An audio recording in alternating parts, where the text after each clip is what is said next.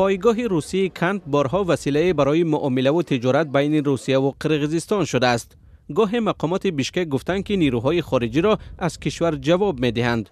گاه برعکس خواستند که حضور نیروهای روسیه در کشور تقویت یابد. این دفعه به گفته المازبک اتنبایف رئیس جمهوری قرقیزستان، روسیه می‌خواهد به پایگاه کند در نزدیکی بیشکک اسلحه و مهمات نو بیارد.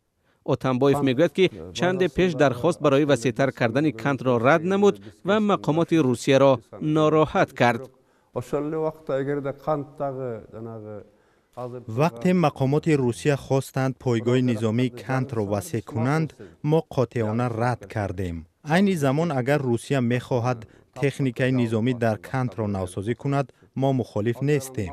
من گفتم اگر آنها واقعا غم امنیت قرقیزستان را می‌خورند، چرا باید کند را وسیع کنند؟ اما کم کردن تعداد سربازان روسیه در پایگاه کند در نظر نبوده است و برعکس المازبک اتنبایف به مسکو پیشنهاد کرده است که در جنوب قرقیزستان یک پایگاه نو بسازد.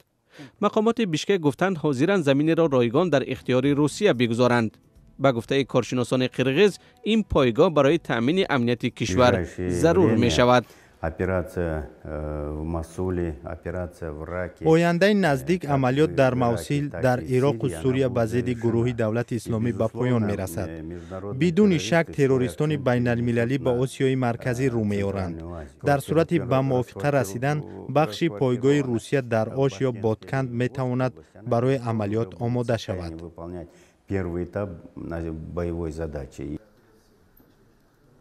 به گفته المازبک اتنبایف، حالا روسیه سر پیشنهاد او فکر میکند و معلوم هم نیست پیشنهاد را میپذیرد یا نه.